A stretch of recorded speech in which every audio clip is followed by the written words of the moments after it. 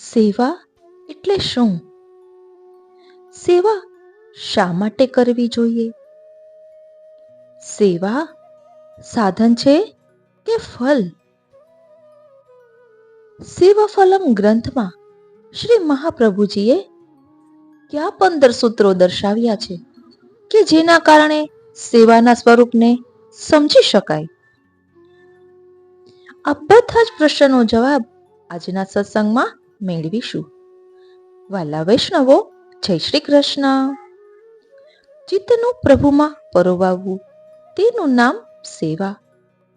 શ્રી મહાપ્રભુજીએ સિદ્ધાંત મુક્તાવલી ગ્રંથમાં કહ્યું છે, ચેતસ્તત પ્રવણમ સેવા, એટલે કે જ્યાં ચિત્ત અવિરત પ્રભુમાં રહે એ જ સાચી સેવા. જેવી રીતે પનિહારી મસ્તક પર બેડું લઈને જતી હોય, તેનું ચિત્ત સદા સતત એ બેડા પર જ હોય. ભલે ને રસ્તામાં તે તેની સખીઓ સાથે હસે, બોલે, વાતો કરે, પણ આંતરમનમાં એક જ ચિંતા રહે કે બેડું ન પડી જાય, બેડામાં જ તેનું ધ્યાન લાગેલું રહે. એવી જ રીતે ભલે આપણે સંસારમાં રહીને વિવિધ કાર્યો કરીએ, પરંતુ આપણું ચિત્ત સતત પ્રભુમાં જ જોડાયેલું રહે. એ જ તો જળકમળવત જીવન કહેવાય. જળમાં રહીને પણ કમળ ભીનું ના થાય, તેવી રીતે વૈષ્ણવનું મન સંસારના પ્રવાહમાં રહીને પણ પ્રભુમાં અવિચ્છિન્ન જોડાયેલું રહે છે. સેવા શા માટે કરવી જોઈએ? ટૂંકમાં સમજીએ તો આપણે જીવાત્મા છીએ, પરમાત્માનો અંશ. જીવનો ધર્મ એ છે કે પરમાત્માની પ્રાપ્તિ કરવી. સેવા એ પરમાત્માની પ્રાપ્તિનો એકમાત્ર માર્ગ છે. સ્વામી સેવકનો સંબંધ એટલે પરમાત્મા સ્વામી છે, જીવાત્મા સેવક છે. તો સેવકનું કર્તવ્ય છે કે સ્વામીની સેવા કરવી. સાચું સુખ ક્યાં છે? જગતમાં મળતું સુખ તાત્કાલિક છે. પરમાત્માનો આનંદ જ શાશ્વત સુખ છે. એ આનંદ મેળવવાનો રસ્તો એટલે સેવા. બ્રહ્મ સંબંધની પ્રતિજ્ઞા લીધી છે. આપણે બ્રહ્મ સંબંધ વખતે કહ્યું છે કે હું પ્રભુનો છું, તો એ વચનની પૂર્તિ એટલે પ્રભુની સેવા. અહંતા અને મમતા દૂર કરવા. જ્યાં સુધી હું અને મારું રહે છે ત્યાં સુધી પ્રભુ પ્રાપ્તિ થતી નથી. સેવા એ અહંકાર રહિત ભક્તિ છે, જે હૃદયને શુદ્ધ કરે છે. સેવા દ્વારા ચિત્તની શાંતિ. સેવામાં ચિત્ત પ્રભુમાં સ્થિર થાય છે. એ ચિત્ત જ્યારે પ્રભુમાં રમી જાય ત્યારે દુનિયાના ક્લેશ આપોઆપ ઓગળી જાય છે. એટલે શ્રી મહાપ્રભુજી કહે છે, સેવા એ ભક્તિનું ફળ છે અને ભક્તિ એ જીવાત્માનું સ્વરૂપ છે. શ્રી હરિરાયજીનો ખૂબ સુંદર પ્રસંગ છે. તેમાં દર્શાવ્યું છે કે 3 સેવા સિદ્ધ થઈ. શ્રી ગુસાઈજીના પાંચમાલાલજી, શ્રી રઘુનાથજીના સેવક શ્રી હરજીવનદાસજી રમણ રીતિમાં ભજન કરતા હતા. પ્રભુની લીલાની સાક્ષાત અનુભૂતિ થતી. અનેક દિવસો સુધી અન્ન વિના રહેવા છતાં પ્રભુની કૃપાથી શાંતિમાં રહેતા. એકવાર શ્રી હરિરાયજી શ્રી ઠાકોરજીની સેવા કરતા હતા, ત્યારે ખબર આવી કે હરજીવનદાસ ફલાણી માજીના ઘરે ગયા છે. એટલે કોઈ એક માજીના ઘરે ગયા છે. ત્યારે ખબર પડી કે માજીએ ખીરનો ડબરો વૈષ્ણવને અર્પણ કર્યો. ત્યારે શ્રી હરિરાયજી અતિ પ્રસન્ન થયા. તેમણે કહ્યું, તમે માર્ગનો સિદ્ધાંત પામી લીધો. હરિની સેવા, ગુરુની સેવા અને વૈષ્ણવની સેવા, ત્રણેય સેવા એક જ છે. પછી બીજાને શંકા થઈ તો શ્રી હરિરાયજીએ કહ્યું કે જાઓ માજીના ઘરે જઈને જુઓ. ત્યાં વૈષ્ણવે જોયું કે ડોશીમાના ઉર પર શ્રી ઠાકોરજી બિરાજે છે, એટલે કે હૃદય પર શ્રી ઠાકોરજી બિરાજે છે અને ખીરનો ડબરો તેમના હાથે છે. સાક્ષાત પ્રભુએ ખીર આરોગી રહ્યા છે. ત્યારે સમજાયું કે વૈષ્ણવના હૃદયમાં પણ પ્રભુ બિરાજે છે. તેથી હરિ સેવા, ગુરુ સેવા અને વૈષ્ણવ સેવા ત્રણેય એક જ સેવા છે. બોલો શ્રી વલ્લભાધીશ કી જય. હવે સામાન્ય સૂત્રો સમજીએ શ્રી મહાપ્રભુજીએ દર્શાવેલા સેવા માટેના.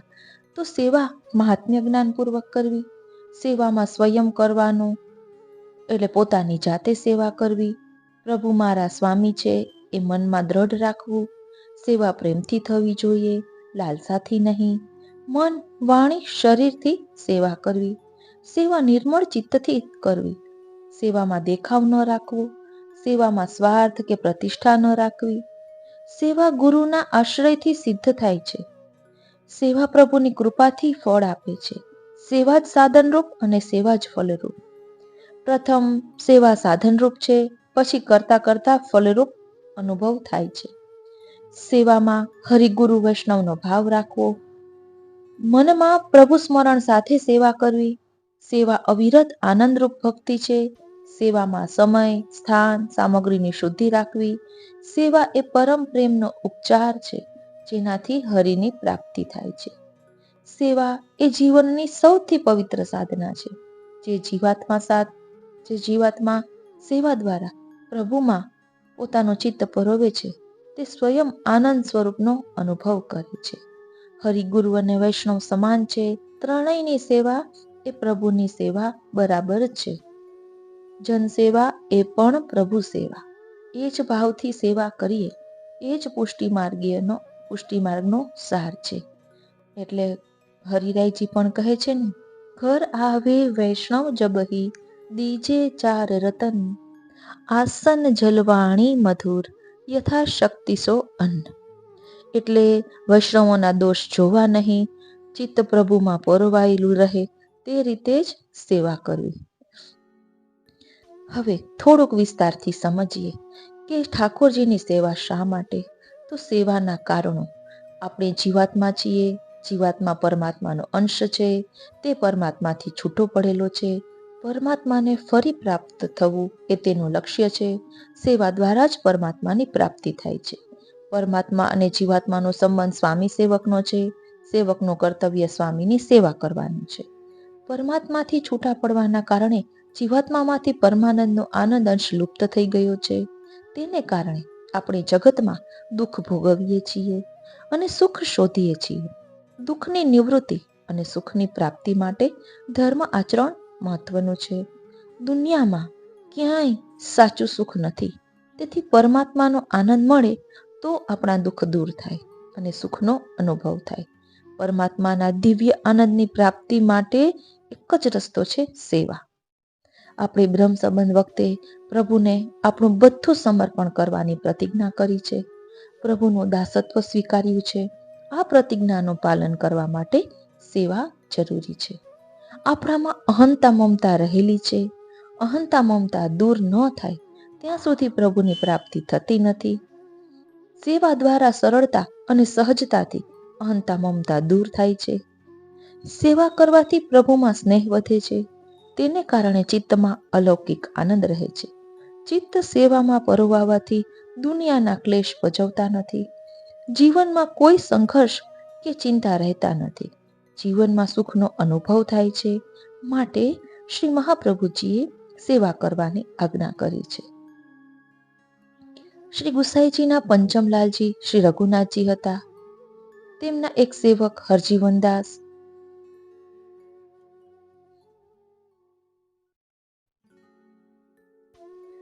હરજીવનદાસ હંમેશા રમણ રેતીમાં જઈને ભજન કરતા. સાક્ષાત લીલાના અનુભવનો ભાવ થાય એ જ ભાવનાથી ત્યાં પડ્યા રહેતા. એને શીત, વર્ષા, ધૂપ કંઈ ન લાગતું અને અન્ન પાણી વગર પણ 4 દિવસ નીકળી જતા, તો પણ આ વૈષ્ણવને કંઈ ન થતું. ચોથે પાંચમે દિવસે સાવચેત થાય ત્યારે ગામમાં આવે ત્યારે વૈષ્ણવો આ વાત જાણતા હતા.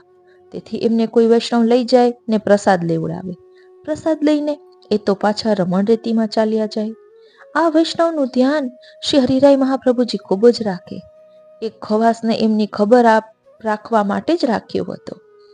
એક દિવસ શ્રી હરિરાયજી પોતાના શ્રી ઠાકોરજી શ્રી વિઠ્ઠલેશરાયજીની સેવા કરતા હતા, શિંગાર કરી રહ્યા હતા. ત્યાં ખવાસે આવીને ખબર આપી કે હરજીવનદાસ વૈષ્ણવ આવ્યા છે ને ફલાણી ડોકરીના ઘરે ગયા છે. આપ આ સાંભળી વિચાર કરવા લાગ્યા કે શિંગાર છોડીને કેમ જવું, અને મનમાં વિચાર પણ કર્યો કે મનમાં વિચારી શિંગાર કર્યા પછી આપ શ્રી પેલી ડોશીમાને ઘેર પધાર્યા ને પૂછ્યું પેલા વૈષ્ણવોનું સમાધાન કેમ કર્યું. ત્યારે ડોશીએ વિનંતી કરી કે મહારાજ, સમય તો વધારે ન હતો, પણ શ્રી ઠાકોરજી માટે ખીરનો ડબરો સિદ્ધ કરી રાખ્યો હતો, તે વૈષ્ણવના આગળ ધરી દીધો. તે ખીર ખાઈને વૈષ્ણવ જતા રહ્યા. ત્યારે આ વાત સાંભળી શ્રી હરિરાયજી અતિ પ્રસન્ન થયા અને કહ્યું, માર્ગનો સિદ્ધાંત તો તમે જ પામ્યા છો. એમ કહી આપ પાછા પોતાના મુકામે પધાર્યા. આ વાત એક બીજા વૈષ્ણવે સાંભળી. ત્યારે તેમણે શ્રી હરિરાયજીને વિનંતી કરી કે આપણા માર્ગની તો એ રીત છે કે જે સામગ્રી ભોગ ધર્યા સિવાય કોઈની સામે પ્રકાશ કરવી નહીં, તો પછી લેવાની તો વાત ક્યાં જ રહી.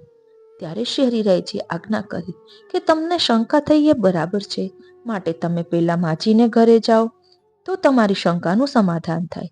આ વૈષ્ણવ પેલા માજીના ઘેર આવ્યા તો ડોશીમાં સેવા પહોંચી પ્રસાદ લઈને સૂતા હતા, અને ડોશીમાના પેટ ઉપર શ્રી ગુસાઈજી શ્રીનાથજી ડોશીમાના પેટ ઉપર શ્રી ઠાકોરજી બિરાજે છે અને મોઢા પાસે ખીરનો ડબરો ભરેલો ધરેલો છે.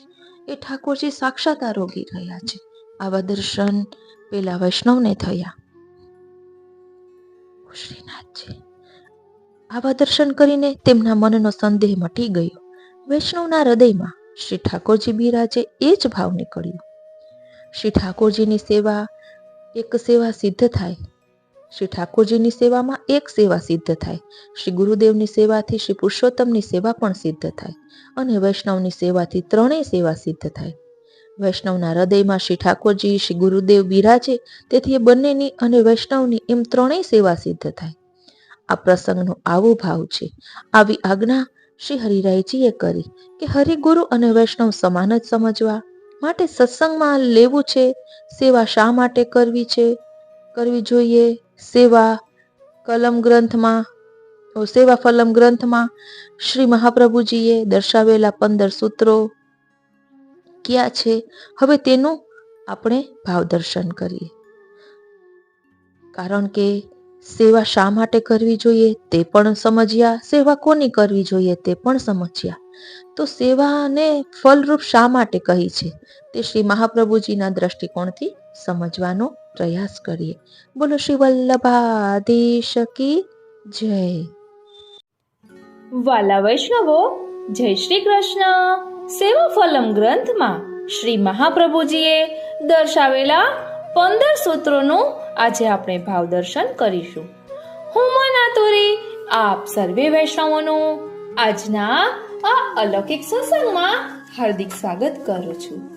સૌપ્રથમ શ્રી વલ્લભ પ્રભુના ચરણારવિંદમાં વિનંતી ધરીએ કે આપે દર્શાવેલા ભાવને અમે અમારા આત્મપટલ પર ધારણ કરી શકીએ એવી કૃપા કરો. સેવા ફલમ ગ્રંથ, તેમાં સૂત્ર પહેલું, શ્લોક 1, યાદૃશી સેવના પ્રોક્તા તત્સિદ્ધો ફલમુચ્યતે. એટલે સિદ્ધાંત મુક્તાવલી ગ્રંથમાં શ્રી મહાપ્રભુજીએ આજ્ઞા કરી કે કૃષ્ણ સેવા હંમેશા કરવી, તેમાં માનસી સેવા શ્રેષ્ઠ છે. ચિત્તનો પ્રભુમાં પરોવાવું એ સેવા છે. તે માટે તનુવિતજા સેવા છે. એ સેવા ધર્મ વિશે શ્રી મહાપ્રભુજીએ ચતુશ્લોકી ગ્રંથમાં વિશેષ આજ્ઞા કરી છે કે હંમેશા સર્વાત્મ ભાવથી શ્રી વ્રજના અધિપતિ ભગવાન શ્રી કૃષ્ણની સેવા કરવી, શ્રીનાથજીની સેવા કરવી, તે જ આપણો એકમાત્ર ધર્મ છે. કોઈ પણ સમયે, કોઈ પણ સ્થળે, કોઈ પણ સંજોગોમાં આપણો બીજો કોઈ ધર્મ નથી.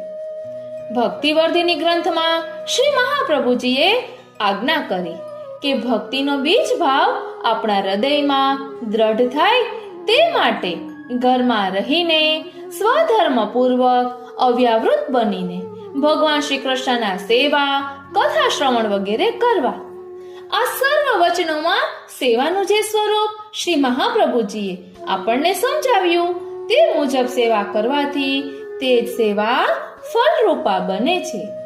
ત્યાં સાધન રૂપા સેવા બતાવી, હવે અહીં તેનું ફળ રૂપ સ્વરૂપ બતાવે છે. એટલે સેવા એ સાધન રૂપા પણ છે અને ફળ રૂપા છે. શરૂઆતની દશામાં સેવા સાધન રૂપા હોય છે અને એમ કરતા કરતા સેવા ફળ રૂપા બને છે. એ વિશે અહીં સમજાવે છે કે પુષ્ટિ માર્ગમાં સેવા સાધન અને ફળ છે. સેવાથી સેવાનું કોઈ અલગ ફળ પુષ્ટિ માર્ગમાં સ્વીકારવામાં આવ્યું નથી. આથી ભગવત સેવામાં જેમનું ચિત્ત ઓતપ્રોત છે એવા વૈષ્ણવો સાલોક્ય, સારૂપ્ય, સામીપ્ય અને સાયુજ્ય એવી 4 પ્રકારની મુક્તિને પણ તુચ્છ ગણે છે. તેનો સ્વીકાર કરવાની વાત તો દૂરની રહી, પરંતુ એમનો વિચાર કરવા પણ તૈયાર નથી. શ્રી મહાપ્રભુજી ભગવત સેવાને જ સ્વતંત્ર પુરુષાર્થ રૂપ ગણે છે. એટલે નક્કી થાય છે કે સેવાનું ફળ સેવા વિના બીજું કંઈ જ નથી. આપણે ભૌતિક શરીરથી જે સેવા કરીએ છીએ તે સેવાથી શ્રી ઠાકોરજી જ્યારે પ્રસન્ન થાય છે ત્યારે આપણા ભૌતિક દેહને અલૌકિક બનાવી દે છે અને પોતે પણ સાક્ષાત અલૌકિક સ્વરૂપે પ્રકટ થઈ આપણી સેવા સાક્ષાત સ્વીકારે છે. તે વખતે થતી સેવા માનસી સેવા કહેવાય છે, જેમાં સાક્ષાત શ્રી ઠાકોરજી સાક્ષાત આપણું આધિદેવિક સ્વરૂપ, સેવાના સર્વ સાધનો અને પદાર્થો પણ સાક્ષાત અલૌકિક સ્વરૂપે હોય છે. આ સેવાને અંતરંગ સેવા પણ કહે છે. સેવાનું આવું અલૌકિક સેવા ફળ આપણને શ્રી મહાપ્રભુજીની કૃપાથી પ્રાપ્ત થાય છે. આપણે શ્રી મહાપ્રભુજીની આજ્ઞા પ્રમાણે ભાવનાથી યુક્ત બની ચિત્તને એકાગ્ર કરી તનવિતજા સેવા કરીએ તો તે સેવા ફલરૂપા સેવા બને છે. અન્યથા આપણી સેવા આજીવન કેવળ સાધન રૂપા રહે છે. તેનું દુર્લભ પરમ ફળ આપણે પામી શકતા નથી. એટલે આ પ્રથમ સૂત્રનું આપણે ભાવ દર્શન કર્યું, જેમાં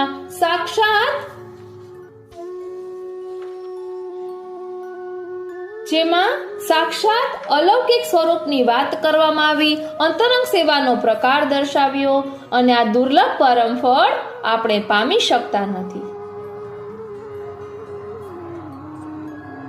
એટલે ક્યારે પામી શકતા નથી? જો સેવા ફક્ત સાધન રૂપા અને સકામ ભક્તિથી કરીએ તો આવો ફળરૂપ અનુભવ થતો નથી.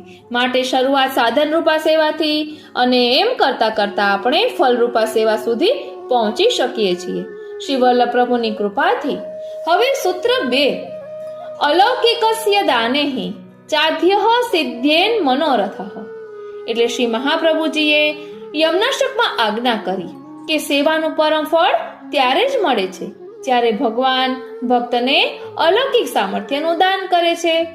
અલૌકિક સામર્થ્યનું દાન પ્રાપ્ત ન થાય તો તે ભક્તને કાં તો પુરુષોત્તમમાં મોક્ષ મળે છે અથવા વૈકુંઠ વગેરે ભગવત ધામમાં મૃત્યુ બાદ અલૌકિક દિવ્ય સેવા ઉપયોગી દેહ પ્રાપ્ત થાય છે.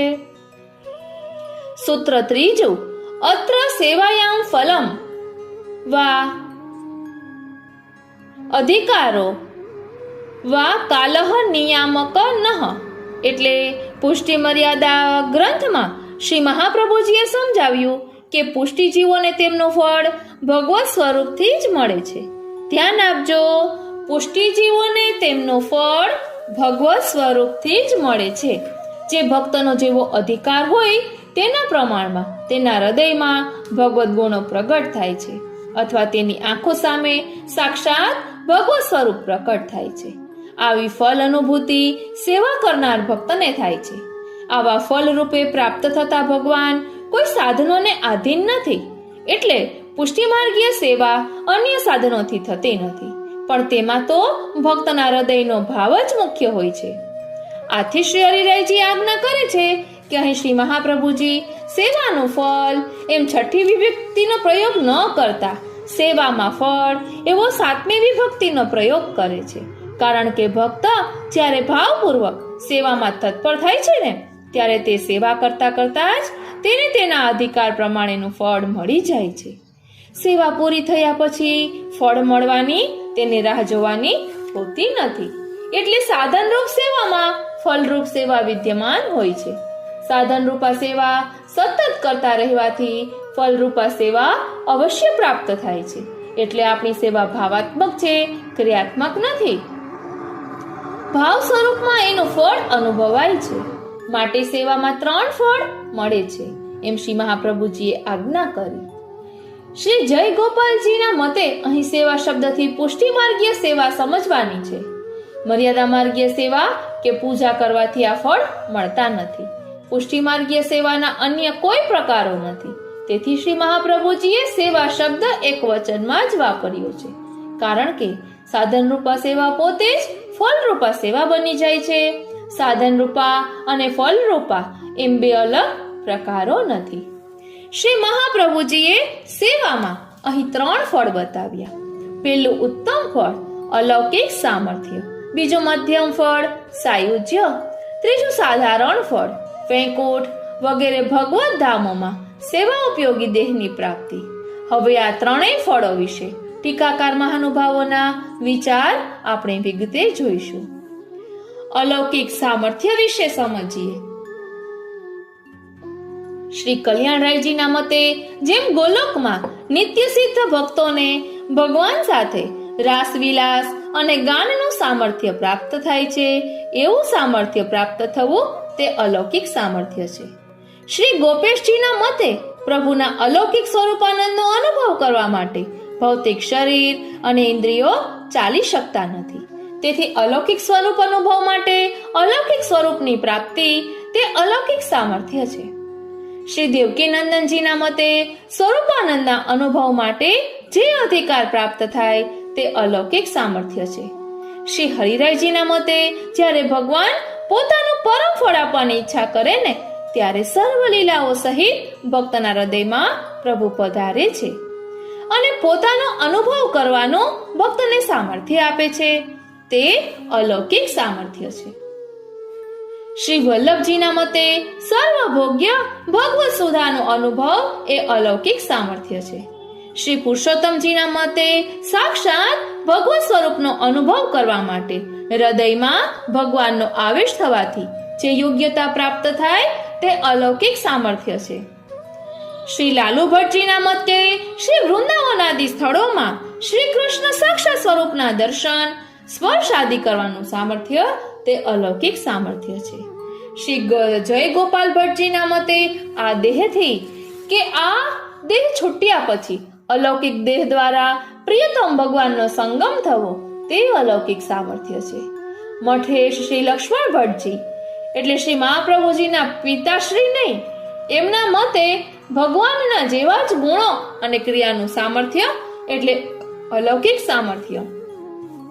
એક અનામી ટીકાકારના મતે આધુનિક જીવને ભગવાનના પૂર્ણ અલૌકિક 6 ગુણ પ્રાપ્ત થતા ભગવાનનો રસ અનુભવ થાય તે અલૌકિક સામર્થ્ય છે. શ્રી મહાપ્રભુજીએ સ્વયં અલૌકિક સામર્થ્ય કયા પ્રકારનું છે તેની સ્પષ્ટતા કરી નથી. પરિણામે સર્વ ટીકાકારોના અભિપ્રાયોમાં પહેલી નજરે તફાવત જોવા મળે છે. પરંતુ એક વાત નક્કી છે કે આ ફળ જીવના પ્રયત્નોથી સાધ્ય નથી, ભગવાનના સાધારણ અનુગ્રહથી પણ સાધ્ય નથી. પણ ભગવાન જ્યારે અત્યંત અનુગ્રહ કરી દે ને ત્યારે જ આ ફળનું દાન એક કૃપાપાત્ર જીવને થાય છે. જે જીવો સાધન પરાયણ ન રહેતા કેવળ સ્વરૂપ પરાયણ છે એવા નિર્ગુણ શુદ્ધ પુષ્ટિ જીવોને જ આ ફળનું દાન પ્રભુ કરે છે. શ્રી મહાપ્રભુજી આજ્ઞા કરે છે કે અલૌકિકસ્ય દાને, અર્થાત આ અલૌકિક ફળ સાધનથી મળતો નથી.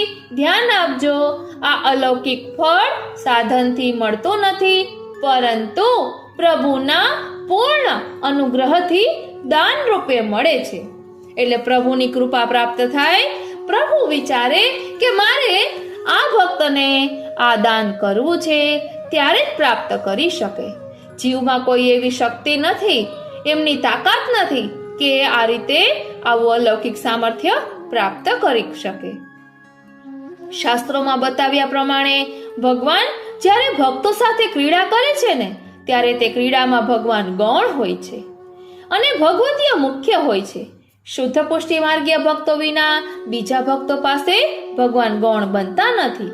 બીજા ભક્તોની મુખ્યતા ભગવાન સ્વીકારતા નથી. જ્યારે ભગવાન પુષ્ટિ ભક્તિનું દાન કરે છે ત્યારે ભગવાનને ભક્ત પાસે ગૌણ બનવું પડે છે, જે ભગવાનને મંજૂર હોતું નથી. તેથી ભગવાન સૌને ભક્તિનું દાન કરતા નથી, પરંતુ સરળતાથી મુક્તિનું દાન કરી દે છે, કારણ કે મુક્તિ આપવામાં ભગવાનની સ્વતંત્રતા સચવાય છે. ભક્તિ આપવામાં ભગવાનને ભક્તને આધીન પરતંત્ર બનવું પડે છે. જ્યારે ભગવાન પોતાના અતિ કૃપાપાત્ર ભક્તને અલૌકિક સામર્થ્યનું દાન કરે છે ત્યારે ભગવાનને પોતાના બ્રહ્મત્વ અને આત્મા રામત્વ ધર્મોનો ત્યાગ કરવો પડે છે. પોતાની સ્વરૂપ મર્યાદાનું પણ ઉલ્લંઘન કરવું પડે છે. સકલ જગતને માયા દ્વારા નચાવનાર પ્રભુને ભક્તોની પ્રેમરૂપી માયા નચાવે છે. ભક્તોનું આ સામર્થ્ય જ અલૌકિક સામર્થ્ય છે. આ ફળ ભક્તોના સ્વતંત્ર પ્રેમનું જ પરિણામ છે, પરંતુ વેદશાસ્ત્રોમાં તેનું પ્રમાણ મળે છે. દામોદર લીલામાં ભગવાન પોતે ભક્તને આધીન છે એ વાત બતાવી. ટીકાકાર મહાનુભાવોએ અલૌકિક સામર્થ્યનું જે સ્વરૂપ બતાવ્યું તે સ્વરૂપ તેમના સ્વ અનુભવનું સ્વરૂપ છે. તે પરથી સમજાય છે કે ભગવાન જેનો જેવો અધિકાર છે એવા ભક્તને અલગ અલૌકિક સામર્થ્યનું દાન કરે છે. અલૌકિક સામર્થ્ય પણ અનેક પ્રકારના હોઈ શકે, માટે જ કદાચ શ્રી મહાપ્રભુજીએ અલૌકિક સામર્થ્યના સર્વ સ્વરૂપો બતાવ્યા નથી. વાલા વૈષ્ણવો, આપણે આપણી આજુબાજુ પણ વૈષ્ણવો જોઈશું તો અલગ અલગ પ્રકારના વૈષ્ણવો આપણે જોઈ શકીશું. કોઈની સ્તોત્ર પાઠમાં વધુ આસક્તિ હોય, કોઈને જપ કરવામાં વધુ આસક્તિ હોય, કોઈને સત્સંગમાં વધુ આસક્તિ હોય, કોઈને સામગ્રી સિદ્ધ કરવામાં વધુ આસક્તિ હોય, કોઈને શ્રૃંગાર. એટલે અલગ અલગ પ્રકારના આપણે વૈષ્ણવો જોઈશું. એટલે પ્રભુને એ વૈષ્ણવની જે સેવા રૂચતી હોય ને તે સેવામાં એની આસક્તિ હોય છે. એટલે આપણે પણ એ આત્મચિંતન કરવાનું કે આપણે સૌથી વધુ આનંદ કઈ સેવામાં આવે છે, કારણ કે એ દ્વારા પ્રભુ જતાવે છે કે મને તારી આ સેવા ખૂબ જ રૂચે છે. એટલે કોઈ પણ સેવા નાની કે મોટી હોતી નથી. સેવા તો સેવા છે, ખૂબ શુદ્ધ ભાવથી નિષ્કામ ભાવથી કરવી જોઈએ. આપણે નાથદ્વારા જઈએ તો કમલ ચોકમાં પણ મંદિર વસ્ત્ર કરવાનું કહે છે, કારણ કે ત્યાં દરરોજ શ્રીનાથજી રાસ ખેલવા પધારે છે. તો એ કમલ આપણું હૃદય કમલ બને, આપણા હૃદય કમલમાં પણ પ્રભુ રાસ ખેલવા પધારે એવી વિનંતી શ્રીનાથજીના ચરણારવિંદમાં ધરવાની હોય છે. હવે અહીં કહે છે કે આમ આ ટીકાકારોના અભિપ્રાયો શ્રી મહાપ્રભુજીના વિચારથી વિરુદ્ધ નથી. એ અભિપ્રાયોમાં જે તફાવત જોવા મળે છે તે સિદ્ધાંતનો તફાવત નથી, પરંતુ અધિકાર ભેદે સ્વરૂપ ભેદનો તફાવત છે એમ સમજવું. આ અલૌકિક સામર્થ્ય સેવાનું ઉત્તમ ફળ છે અને તે ઉત્તમ સેવાનું ફળ છે. એટલા માટે શ્રી મહાપ્રભુજીએ તે સામર્થ્યને અલૌકિક એવું વિશેષણ આપ્યું છે. જય ગોપાલ ભટ્ટજી સિવાયના સર્વ ટીકાકારો અલૌકિક સામર્થ્યને ઉત્તમ ફળ કહે છે અને શ્રી જય ગોપાલ ભટ્ટ સાયુજ્યને ઉત્તમ ફળ કહે છે. શ્રી મહાપ્રભુજી અલૌકિકનું દાન એવો શબ્દ પ્રયોગ કરે છે ત્યાં એનો અર્થ એવો કરી શકાય કે અલૌકિક સામર્થ્યનું દાન કરવાની જ્યારે ભગવાનને ઈચ્છા થાય ત્યારે તેઓ તેનું દાન કરે છે. તે સિવાય પ્રાકૃત ઇન્દ્રિયોથી અલૌકિક ભગવાન સાથે સર્વ કામોનો ઉપયોગ અશક્ય છે. આપણા પ્રભુ તો રસાત્મક છે. રસ સંયોગ અને વિપ્રયોગ એમ બે પ્રકારના હોય છે. વિપ્રયોગના દાન વિના સંયોગ રસનો સંપૂર્ણ આસ્વાદ માણી શકાતો નથી. તેથી ભગવાન પોતાના કૃપાપાત્ર વૈષ્ણવોને પહેલા સંયોગનું દાન કરે છે, પછી વિપ્રયોગનું દાન કરે છે. ત્યાર પછી પ્રભુ અલૌકિક દેહનું દાન કરી તેમાં પોતાના સાક્ષાત સ્વરૂપને સ્થાપન કરી અલૌકિક સામર્થ્ય આપી ભગવાન પોતાના અલૌકિક સ્વરૂપાનંદનું ભક્તને સાક્ષાત દાન કરે છે. જ્ઞાનીઓને અલૌકિક દેહની પ્રાપ્તિ ભગવાન કરાવતા નથી. તેમનો આત્મા તો અક્ષરાનંદમાં જ લીન થાય છે. આ અલૌકિક સામર્થ્યને જ શ્રી મહાપ્રભુજી શ્રી યમનાષ્ટકમાં તનુનવત્વ શબ્દથી ઓળખાવે છે.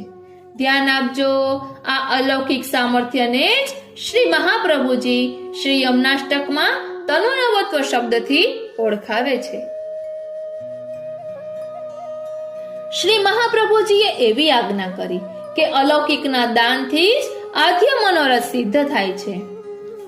તો આ આદ્ય મનોરથ કયો, એવો પ્રશ્ન થાય તો ભગવાન જ્યારે આદ્ય ફળ આપવાના હોય ત્યારે એના ચિહ્ન તરીકે પ્રથમથી કોઈ પ્રકારનો મનોરથ થવો જોઈએ, જેથી કૃપાપાત્ર જીવને જણાય કે મને મહાફળનું દાન થવાનું છે.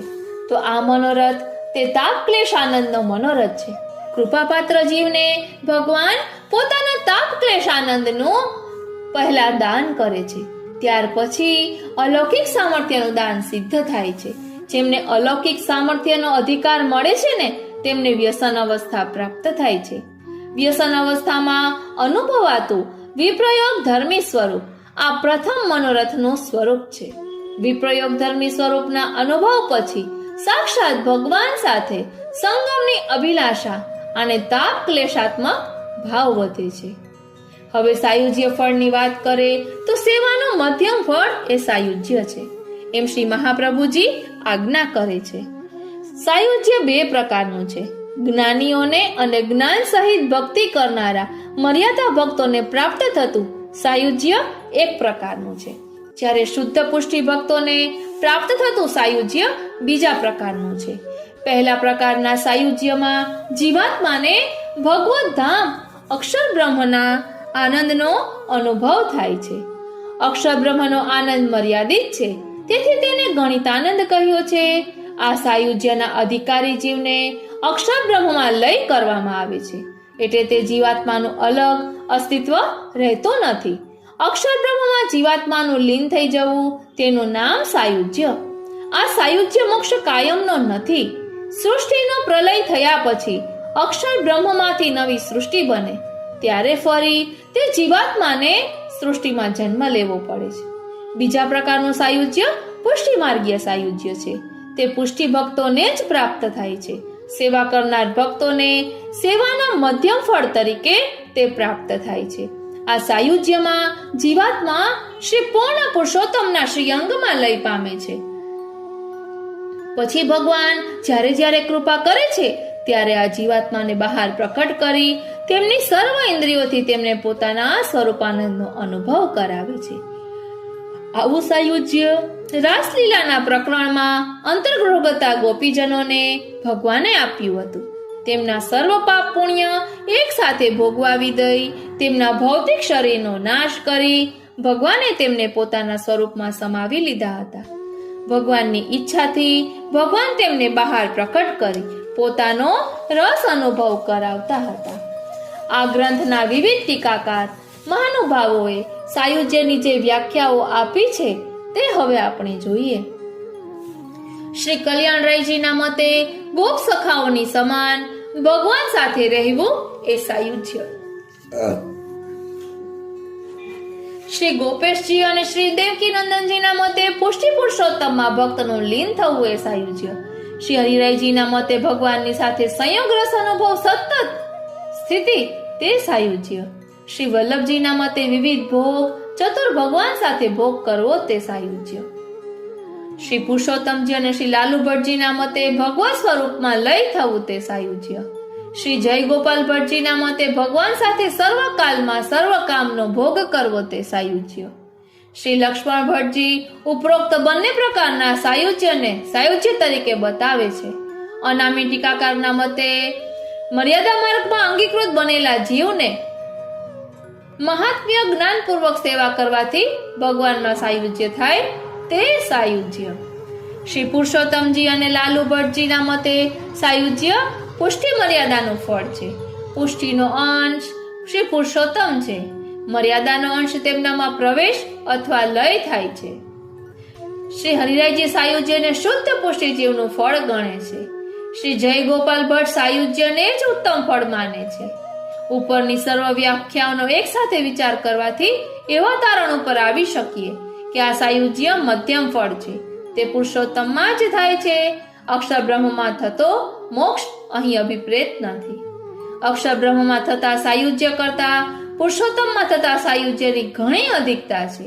ઉત્તમ ફળ, અલૌકિક સામર્થ્ય અને મધ્યમ ફળ સાયુજ્યમાં મુખ્ય તફાવત એ છે કે ઉત્તમ ફળમાં ભગવાન ભક્તની ઈચ્છાને આધીન થઈ ભક્તને પરતંત્ર બની ભક્તની ઈચ્છા પ્રમાણે રસાનુભવ કરાવે છે, જ્યારે મધ્યમ ફળમાં ભગવાન પોતાની ઈચ્છા પ્રમાણે સ્વતંત્ર રહી ભક્તને રસાનુભવ કરાવે છે.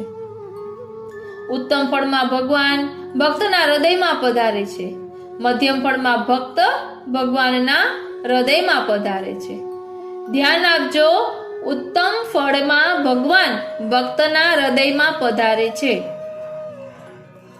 અને મધ્યમ ફળમાં ભક્ત ભગવાનના હૃદયમાં સ્થિતિ કરે છે. હવે છે વૈકુંઠાદિમાં સેવા ઉપયોગી દેહ. વાલા વૈષ્ણવો, સેવાનું સાધારણ ફળ વૈકુંઠાદિમાં સેવા ઉપયોગી દેહ છે. શ્રી મહાપ્રભુજી વૈકુંઠ શબ્દથી ક્યું વૈકુંઠ એ સ્પષ્ટ સૂચવતા નથી, પરંતુ એટલું ચોક્કસ છે કે અગાઉના બે ફળ કરતા આ ફળ સાધારણ પ્રકારનું છે. તેથી શ્રી મહાપ્રભુજી તેને અધિકાર શબ્દથી ઓળખાવે છે. અધિકારનો અર્થ છે કોઈ ઉત્તમ કાર્ય કરવાની યોગ્યતા. શ્રી ગોપેશજી, શ્રી દેવકી નંદનજી, શ્રી લાલુ ભટ્ટજી અને અનામી ટીકાકાર સિવાયના બાકીના ટીકાકારો એ મતના છે કે આ ફળમાં પુષ્ટિ અંશ છે. શ્રી ગોપેશજી અને લાલુ ભટ્ટજી તેને મર્યાદા ભક્તિનું ફળ માને છે. શ્રી દેવકી નંદનજી અને અનામી ટીકાકાર તેને પ્રવાહ ભક્તિનું ફળ માને છે. વૈકુંઠાદિ શબ્દમાં આદિ શબ્દથી શ્રી વૃંદાવન, મથુરા વગેરે સ્થળોનું સૂચન છે. તેની સાથે અધિકાર શબ્દ જોડાયો છે. આથી એવું અનુમાન પણ કરી શકાય કે આ ફળ મળ્યા પછી ભગવત કૃપા થતા અન્ય ઉત્તમ ફળની પ્રાપ્તિ થવાનો સંભવ છે.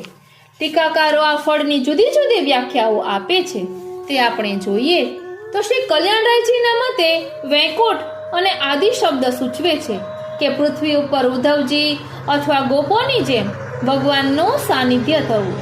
શ્રી ગોપેશજીના મતે શ્રી લક્ષ્મીજીની પ્રાર્થનાથી કલ્પિત વૈકુંઠ એવા ક્ષીરસાગર અને શ્વેતદ્વીપમાં ભગવાનની સેવાને યોગ્ય દેહ પ્રાપ્ત થવો. શ્રી દેવકીનંદનજીના મતથી પૃથ્વી ઉપર પણ સેવાને યોગ્ય દેહ પ્રાપ્ત થવો. શ્રી હરિરાયજીના મતે સાક્ષાત રસનો અનુભવ કરનાર ભગવદીઓ દ્વારા કરાતી સેવામાં સમીપ રહી પક્ષી આદિના શરીરની પ્રાપ્તિ કરી સેવામાં સહાયક બનવું. શ્રી પુરુષોત્તમજીના મતે દેહ, ઇન્દ્રિય ને પ્રાણથી રહિત પુરુષ, સ્ત્રી, પશુ પક્ષી, વૃક્ષ વગેરેના રૂપે ભગવત ધામમાં રહેવું. શ્રી લાલુ ભટ્ટજીના મતે વ્યાપી વૈકુંઠ વગેરેમાં પાર્ષદનું રૂપ પ્રાપ્ત કરવું. શ્રી જય ગોપાલજીના મતે વ્રજમાં જન્મ લેવો, જ્યારે શ્રી લક્ષ્મણ ભટ્ટજીના મતે વૈકુંઠમાં વૃક્ષ, પશુ પક્ષી વગેરેના રૂપે જન્મ લેવો. હવે આપણને અહીં પ્રશ્ન થાય કે અલૌકિક દેહથી પણ ભગવાનનું સાક્ષાત સાનિધ્ય પ્રાપ્ત થાય છે અને સેવા ઉપયોગી દેહથી પણ તે પ્રાપ્ત થાય છે, તો આ બંને ફળમાં ફરક શું? તો તેનો જવાબ એ છે કે અલૌકિક સામર્થ્યથી કેવળ આપણી ઇન્દ્રિયો જ અલૌકિક બનતી નથી, પરંતુ સર્વ ઇન્દ્રિયોથી ભગવાનના અલૌકિક સ્વરૂપાનંદના અનુભવનું પણ સામર્થ્ય મળે છે. ત્રીજા ફળમાં એટલે કે સેવા ઉપયોગી દેહમાં માત્ર સેવામાં ઉપયોગી દેહ જ મળે છે. ભગવાન સાથે સર્વ ઇન્દ્રિયોથી સ્વરૂપાનંદના અનુભવનું દાન મળતું નથી. ઉપર બતાવેલા ત્રણેય ફળ કાલથી સ્વતંત્ર છે. કાલ એટલે કાળ, એમ સમયથી સ્વતંત્ર છે. તેમાં કાલની સત્તા કે અધિકાર નથી. ત્રણેય ફળ અનુગ્રહ સાધ્ય છે. તેમાં કલયુગ પ્રતિબંધ કરતો નથી તો સત્યયુગ ફળ આપતો નથી. ગોલોકમાં અને વ્રજમાં કાલની કોઈ સત્તા નથી. ભગવાનની ઈચ્છાથી જ વૃક્ષો વગેરે વૃદ્ધિ પામે છે અને ભગવાનની ઈચ્છા પ્રમાણે જ સર્વ ઋતુઓમાં ફળ ફૂલ પણ આપે છે. આ પ્રમાણે ત્રણેય ફળ શ્રી મહાપ્રભુજીએ બતાવ્યા. શ્રી મહાપ્રભુજીએ આજ્ઞા કરી કે આ ફળ પ્રાપ્ત કરવા સેવામાં તન્મયતા જરૂરી છે. માનસી સિદ્ધ થતા સેવામાં પૂર્ણ તન્મયતા થાય છે. સેવામાં તન્મયતા ન થવાના કેટલાક કારણો છે, જે શ્રી હવે મહાપ્રભુજી બીજા, ત્રીજા અને ચોથા શ્લોકમાં બતાવે છે.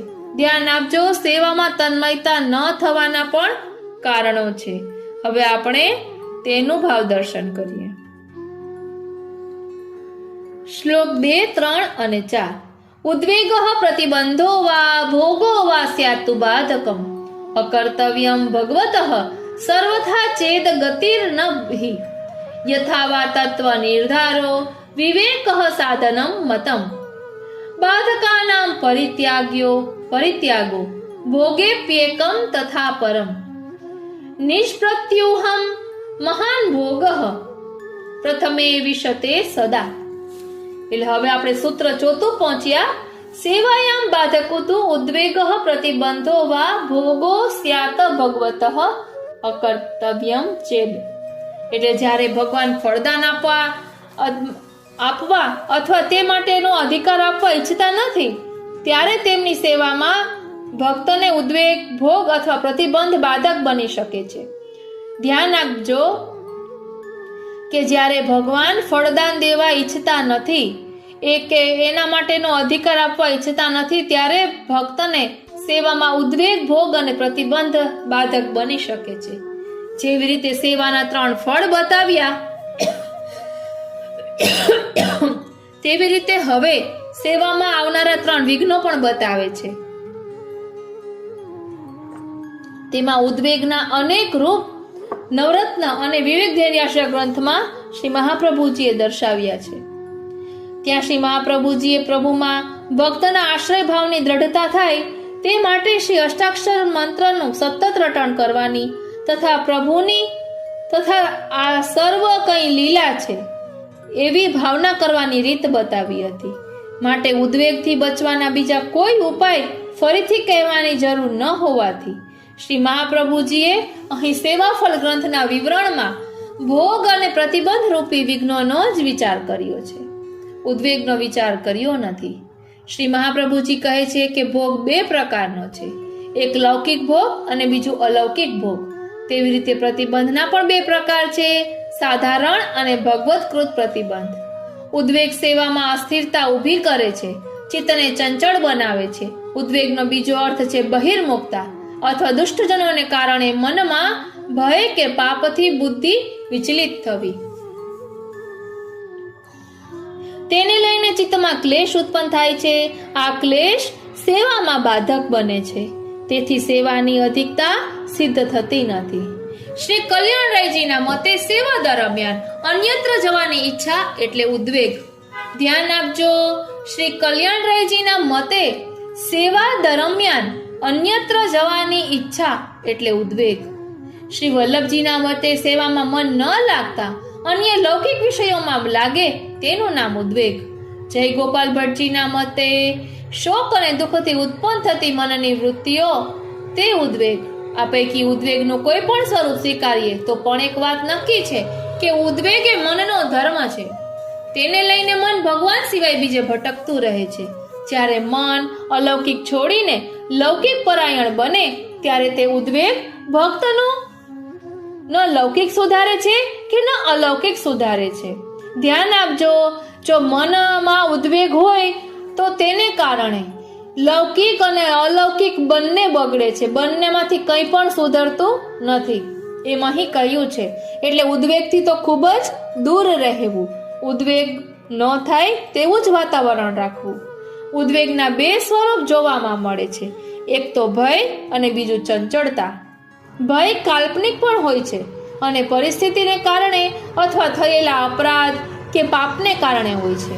સેવા કરતા અપરાધ થશે તો શ્રી ઠાકોરજી અપ્રસન્ન થશે, એવા ભયને લઈને આજકાલ ઘણા વૈષ્ણવો સેવાથી વિમુખ બને છે, અથવા તો શ્રી ઠાકોરજી પુષ્ટ કરાવ્યા વિના સેવા કરતા જોવા મળે છે. સેવા કરતા માણસને નોકરીએ જવાનો સમય થઈ જવાનો ભય હોય છે, નોકરીમાં ઠપકો સાંભળવાનો ભય હોય છે, ધંધામાં નુકસાન થવાનો ભય હોય છે. આવા બધા ભયના ભાવો મનમાં સળવળતા હોય છે. ત્યારે એક ચિત્તથી મન સેવામાં લાગતું નથી, પરિણામે ઉદ્વેગ રહે છે. ચંચળતા અદ્રષ્ટજન્ય છે, એટલે તેનું કારણ સમજી શકાતું નથી. તેનું મૂળ ક્યાં હોય છે તેનો ખ્યાલ જ આવતો નથી. મન એટલું બધું ચંચળ છે કે એક પદાર્થથી બીજા પદાર્થ તરફ ભમરાની જેમ કૂદકા મારતું રહે છે, દૂર દૂર દોડી જાય છે, સેવામાં અસાવધ બનાવે છે, તેને લઈને મનમાં સેવા દરમિયાન ભાવના અને લીલા ભાવનાનું ચિંતન સુપેરે ચાલી શકતું નથી.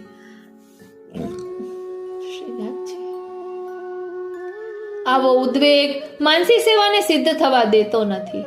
તેથી શ્રી મહાપ્રભુજીએ આજ્ઞા કરી કે જે કારણને લઈને આવો ઉદ્વેગ થતો હોય તો તે કારણો અને સાધનોનો નિશ્ચયપૂર્વક ત્યાગ કરવો અને ભગવત શરણ દ્રઢતાથી સ્વીકારવું. શ્રી ગુસાઈજીએ શ્રી સર્વોત્તમ સ્તોત્રમાં આજ્ઞા કરી કે જેમ અગ્નિ કચરો બાળી નાખે ને તેમ દિવ્ય અગ્નિ સ્વરૂપ શ્રી મહાપ્રભુજી આપણા મનમાં જામેલા ઉદ્વેગના કચરાને બાળી નાખે છે. બોલો શ્રી વલ્લભાધીશ કી જય. વાલા વૈષ્ણવો ખાસ ધ્યાન આપજો. અહીં શું કહ્યું છે કે જેમ અગ્નિ કચરો બાળી નાખે છે તેમ દિવ્ય અગ્નિ સ્વરૂપ શ્રી મહાપ્રભુજી આપણા મનમાં જામેલા ઉદ્વેગના કચરાને બાળી નાખે છે. ભક્તિમાં ઊભા થતા પ્રતિબંધોનો નાશ કરે છે અને ભક્તિ માર્ગમાં આપણા મનને દ્રઢ કરે છે. માટે શ્રી મહાપ્રભુજીના નામાત્મક શ્રી સર્વોત્તમ સ્તોત્રનો વૈષ્ણવોએ શ્રદ્ધા અને વિશુદ્ધ બુદ્ધિથી નિત્ય પાઠ કરવો. બીજું બાધક તત્વ પ્રતિબંધક છે, જ્યારે ત્રીજું બાધક તત્વ ભોગ છે. શ્રી મહાપ્રભુજીએ ઉદ્વેગ અને ભોગ એ બંને બાધકોનો સમાવેશ પ્રતિબંધમાં કર્યો હોત તો ચાલત, પરંતુ શ્રી મહાપ્રભુજીએ ત્રણેયને અલગ અલગ બતાવ્યા છે. કારણ કે મનમાં થતા દુઃખ રૂપે ઉદ્વેગ બાધક બને છે, જ્યારે મનના થતા સુખના અનુભવ રૂપે ભોગ પણ બાધક બને છે.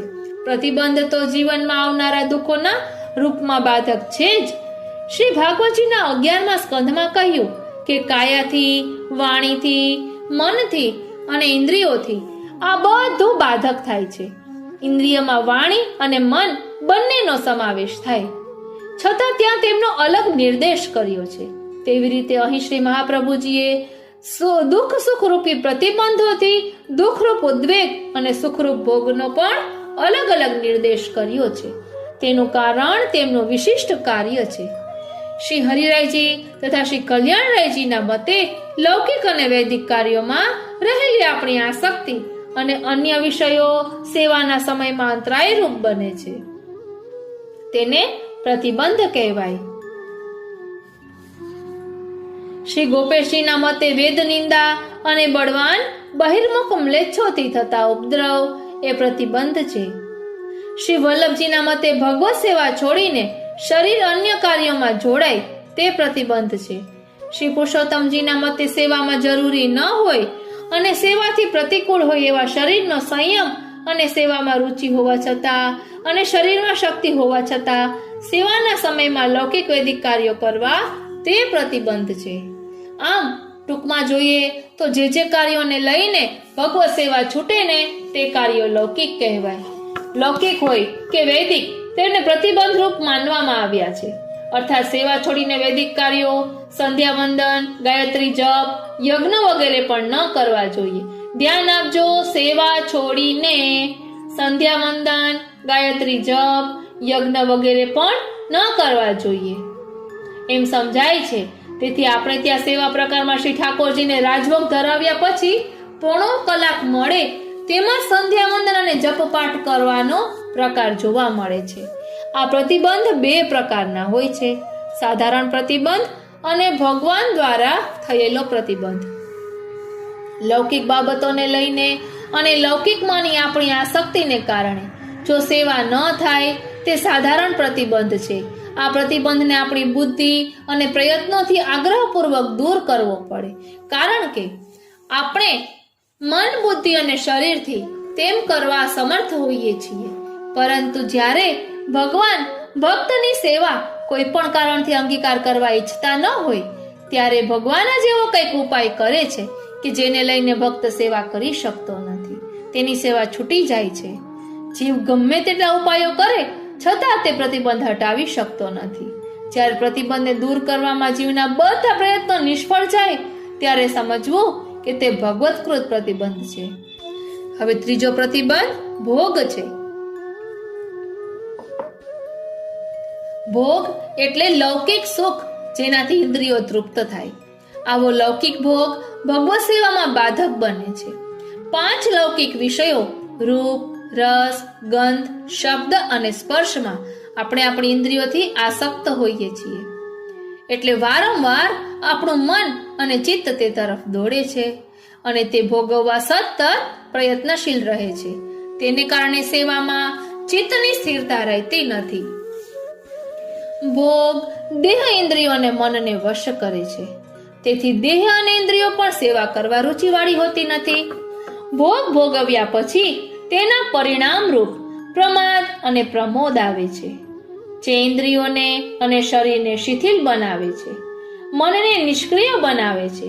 પરિણામે ભોગ પહેલા કે ભોગ પછી પણ સેવા કરવા તત્પર થતી નથી. આ ભોગ પણ બે પ્રકારનો છે, લૌકિક ભોગ અને અલૌકિક ભોગ. અલૌકિક ભોગ સેવામાં સાધક છે, બાધક નથી. શ્રી ઠાકોરજીના નેત્રોથી દર્શન કરવા, શ્રી ઠાકોરજીના કીર્તનો ગાવા અને સાંભળવા, શ્રી ઠાકોરજીના પ્રસાદી પુષ્પ અને તુલસી સૂંઘવા, શ્રી ઠાકોરજીનો મહાપ્રસાદ લેવો, શ્રી ઠાકોરજીને સ્પર્શ કરવો, આ સર્વ અલૌકિક ભોગ છે. તેમનો ત્યાગ કરવાનો નથી, લૌકિક ભોગનો ત્યાગ કરવાનો છે. શ્રી મહાપ્રભુજી આજ્ઞા કરે છે કે આ પ્રમાણે ત્રણેયના સાધનોનો ત્યાગ કરવો, કારણ કે આ ત્રણેય સિદ્ધ વસ્તુઓ છે, તેમનો ત્યાગ મુશ્કેલ છે. જે કારણથી આ ત્રણ બાધક ઉત્પન્ન થયા હોય તે કારણો અને હેતુઓનો ત્યાગ કરવાની જરૂર હોય છે. વાલા વૈષ્ણવો, જયગોપાલ ભટ્ટજીના મતે અલૌકિક ભોગ બે પ્રકારનો છે. સ્થાયી ભાવ પ્રેમ સ્વરૂપ પ્રભુનો આત્મા દ્વારા ભોગ કરવો તે અલૌકિક ભોગ. તે ભોગ માટે ભગવાન જીવને અલૌકિક સામર્થ્યનું દાન કરે છે. ભગવાનને નિવેદિત પદાર્થોનો ભોગ કરવો એ પણ અલૌકિક ભોગ છે, જેમાં જીવાત્મા દાસ ધર્મ સમજીને ભગવાનને સમર્પિત કરી સર્વ પદાર્થોનો પોતાના જીવન નિર્વાહ માટે ઉપયોગ કરે છે. તેને લઈને તે ભોગ બાધક બનતો નથી. આ અલૌકિક ભોગ કરનારને માયા વળગતી નથી. આવા સમર્પિત ભક્તના લૌકિક અનર્થ દૂર થાય છે. શ્રી મહાપ્રભુજી નિબંધમાં આજ્ઞા કરે છે કે આપણે જો થોડી લૌકિક ચતુરાઈ વાપરીએ ને તો ઘણા લૌકિક અને વૈદિક કાર્યો સેવાના અનુસરના સમયમાં થઈ શકે છે. ધ્યાન આપજો, આપણે થોડીક ચતુરાઈ વાપરીએ, થોડીક લૌકિક ચતુરાઈ વાપરીએ તો સેવાના અનુસરના સમયમાં આપણે લૌકિક વૈદિક કાર્યો કરી શકીએ છીએ. એટલે સેવાના અનુસરના સમયમાં લૌકિક વૈદિક કાર્યો કરવાથી સેવામાં પ્રતિબંધ નડતો નથી. જો આપણે પરોપકાર કરવાનો હોય અને તે પરોપકાર સેવામાં બાધક થતો હોય તો તેનો પણ બેધડક ત્યાગ કરવો, એવી શ્રી મહાપ્રભુજી નિબંધમાં આજ્ઞા કરે છે. કારણ કે પરોપકાર ભગવત સેવા કરતા ગૌણ છે. ભગવત ધર્મ રૂપી સેવા છોડીને પરોપકાર ન થઈ શકે. આ સંજોગમાં પરોપકારનો ત્યાગ કરવાથી કોઈ દોષ લાગતો નથી, અથવા સેવાના અનુસરના સમયમાં પરોપકારના કાર્યો કરવા. ટૂંકમાં સેવામાં જે કંઈ અંતરાયરૂપ હોય ને તે સર્વનો સર્વથા ત્યાગ જ કરવો. શ્રી મહાપ્રભુજી કહે છે કે જ્યારે ભગવાન ફળ આપવા ઈચ્છતા હોતા નથી ત્યારે ભગવત્કૃત પ્રતિબંધ આવે છે, જે દૂર કરવાનો કોઈ ઉપાય નથી. સેવામાં પ્રવૃત્ત થયેલા જીવને પણ ભગવાન ત્રણ કારણોને લઈને પ્રતિબંધ કરે છે. પહેલું, આ ખાસ ધ્યાન આપજો વાલા વૈષ્ણવો, ખૂબ જ સમજવા જેવું છે કે ભગવાન ત્રણ કારણોને લઈને પ્રતિબંધ કરે છે. એટલે સેવામાં પ્રવૃત્ત થયેલા જીવને પણ ભગવાન ત્રણ કારણોને લઈને પ્રતિબંધ કરે છે. પહેલું, જીવ આસુરી હોય અને આકસ્મિક યોગથી ભગવદીયના સંગથી સેવામાં જોડાયો હોય તો તેની સેવા ભગવાન અંગીકાર કરવા ઈચ્છતા હોતા નથી, તેથી તેને પ્રતિબંધ કરે છે. બીજું, દુષ્ટ કે બહિર્મુખના સંગથી ભગવાન અપ્રસન્ન થઈ તેવા ભક્તને સેવામાં પ્રતિબંધ કરે છે. ત્રીજું, પ્રભુનો સ્વભાવ ભક્ત પક્ષપાતી છે. ભગવાનના કોઈ પરમ કૃપાપાત્ર ભગવદીય પર ભક્ત દ્વેષ કરે ત્યારે ભગવાન તે જીવને ફલદાન ન આપવા માટે પ્રતિબંધ કરે છે. શ્રી ભાગવતજીમાં પણ કહ્યું છે કે મહાત્માઓનો દ્વેષ કરવાથી ઉત્તમ પ્રારબ્ધ પણ નષ્ટ થાય છે. તો વાલા વૈષ્ણવો, આપણા ઘરના બધા સભ્યો વૈષ્ણવ છે, તો ક્યારે પણ કોઈનું દિલ ન દુભાય તે વાતનું ખાસ ધ્યાન રાખવું. આપણી કોઈ પણ વાત નમ્રતાથી, વિવેકથી રજૂ કરવી. આપણા શ્રી મહાપ્રભુજીએ વિવેક ધૈર્યાશ્રય ગ્રંથમાં વિવેકનો કેટલો સુંદર ભાવ સમજાવ્યો છે. તો આપણે વિવેકથી વર્તન કરવું. અને આપણા બાળકો કે કોઈ મોટાઓ સામે જોરથી બોલતા હોય કે કંઈ એવો જવાબ આપતા હોય, તોછડો જવાબ આપતા હોય, તો આપણે આપણા બાળકોને અટકાવવા જોઈએ અને સમજાવવા જોઈએ. જો આપણે પહેલ નહીં કરીએ તો તેનું એવું વર્તન વધતું જશે, જે ભવિષ્યમાં આપણા માટે પણ અહિતકારી છે અને તેનું તો જીવન બગડે જ છે. માટે ગમે ત્યારે અચકાયા વિના પ્રેમથી સમજાવવાનો પ્રયાસ કરવો જોઈએ. આપણી આજુબાજુ પણ, આપણા સગાવાલામાં પણ એવું આપણે વર્તન જોઈતા હોઈએ તો પ્રેમથી એ બાળકને સમજાવવું જોઈએ. બાળક છે ને એ કોરી પાટી છે. આપણે એને નમ્રતાથી અને વિવેકથી સમજાવીએ ને કે બેટા આ રીતે નહીં અને આ રીતે કરવાનું. જો આ આપણી ભૂલ કહેવાય તો આ રીતે આપણે નથી કરવાનું. એ રીતે આપણે બાળકને સમજાવીએ તો બાળક જરૂરથી સમજે, કારણ કે બાળક પણ પ્રેમનું ભૂખ્યું છે. અત્યારે બધાને પ્રેમ જ જોઈએ છીએ, તો પ્રેમથી રહીએ અને પ્રેમ વરસાવીએ, કારણ કે પ્રેમ પણ એ શ્રીનાથજીનું એક સ્વરૂપ જ છે. એટલે અહીં શ્રી મહાપ્રભુજી અહીં કહે છે કે આપણને પ્રશ્ન થાય કે ભગવાન જે પ્રતિબંધ કરે છે તે અમુક સમય માટે હોય છે કે સદાને માટે હોય છે. તો કેટલાક ટીકાકારોના મતે આ પ્રતિબંધ અલ્પ સમય પૂરતો જ હોય છે, કારણ કે જો ભગવાન એ જીવોને પુષ્ટિમાર્ગીય ફળ કોઈ પણ હિસાબે આપવા ન ઈચ્છતા હોત તો આ જીવોને પુષ્ટિમાર્ગીય પ્રકારે ભગવત સેવા કરવાની ઈચ્છા જ ન થઈ હોત.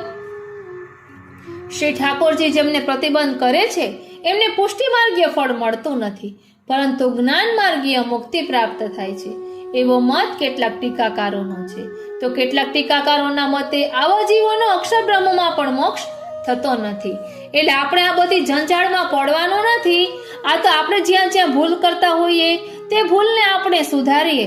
આપણે તો કોઈ પણ કામનાઓ વિના નિષ્કામ ભાવથી ઠાકોરજીની સેવા કરવાની છે, તત્સુખના ભાવથી કરવાની છે. આપણે ફક્ત એટલું યાદ રાખવાનું છે કે પ્રભુ મમ હિતકારી એ ભરોસો જાય ના. પ્રભુ સર્વ કરવા સમર્થ છે. પ્રભુ કરતું અકર્તું અન્યથા કરતું છે. અને હરિ કરે સો ભલી, હરિ કરે સો હોય, કરે કરાવે શ્રીનાથજી, દ્રઢ ચરણ ન કેરો ભરોસો. શ્રી મહાપ્રભુજીના ચરણારવિંદનો દ્રઢ આશ્રય રાખી અને શ્રી મહાપ્રભુજીએ દર્શાવેલી આજ્ઞાનું પાલન કરી અને સીધા માર્ગે ચાલ્યા કરશું ને તો ક્યાંય પણ કંઈ જ વાંધો નહીં આવે. એટલે બીજું ભલે આપણને ઊંડું જ્ઞાન હોય એ જરૂરી નથી. પ્રભુ તો પ્રેમને વશ થાય છે, માટે પ્રેમના સ્વરૂપને સમજીએ, કારણ કે કહ્યું છે ને, પ્રેમ ગલી અતિ સાંકડી તામે દો ન સમાય.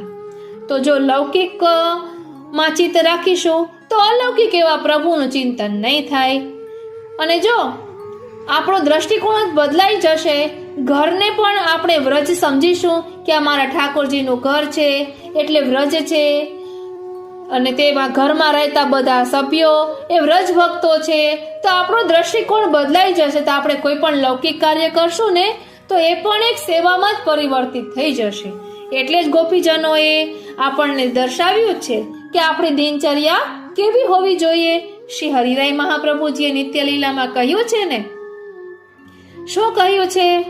ઓ શ્રીનાથજી, પ્રાત સમય ઉઠ કે વ્રજ બાલા, ગાવતી મંગલ ગીત રસાલા, કરી શિંગાર મથનિયા ધોવે, અપનો અપનો દહિયો વિલોવે, મથન કરે મોહન જશ ગાવે, સુમિર સુમિર હરિ ગુણ સચુપાવે.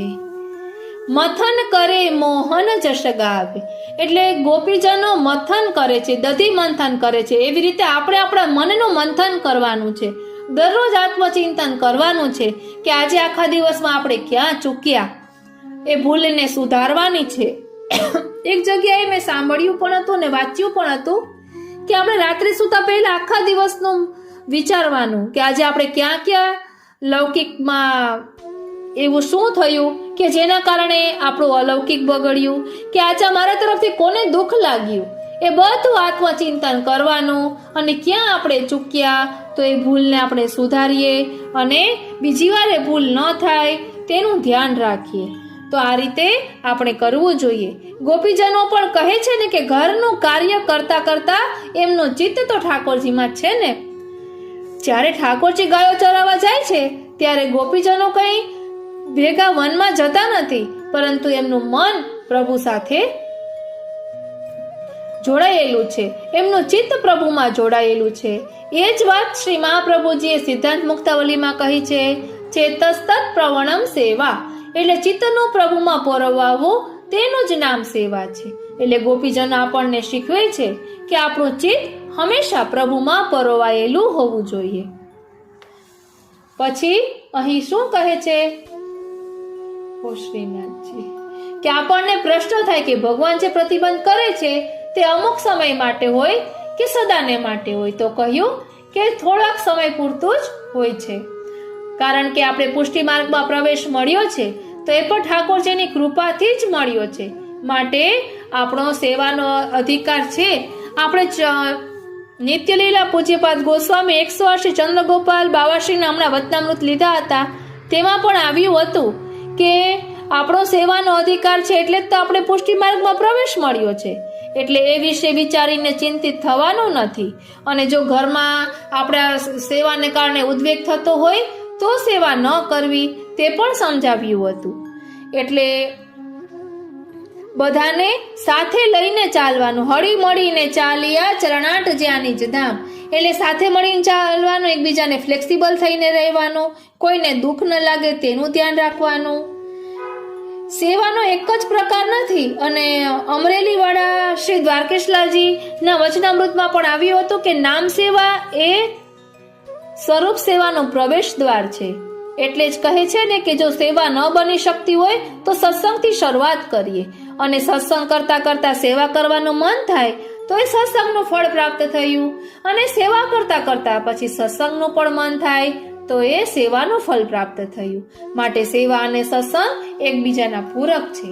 એટલે જ કહ્યું છે કે સેવા અને કથા બંને કરવી.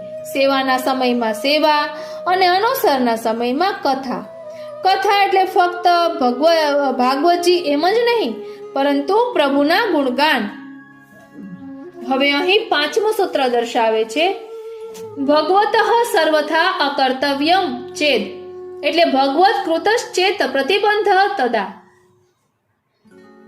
એટલે અહીં શું કહ્યું કે પુષ્ટિ માર્ગીય જીવ દૈવી છે, એટલે તે કદી પણ પ્રવાહ માર્ગીય અથવા આસુરી સૃષ્ટિનો તો હોઈ શકતો જ નથી, પરંતુ સંભવ છે કે તેનું શરીર, ઇન્દ્રિયો, પ્રાણ અને અંતઃકરણમાં આસુરી ભાવેનો આવેશ આવી જાય. આવું થાય ને ત્યારે આસુરાવેશ માટે ભગવદ ઈચ્છાને જ કારણરૂપ સમજવી.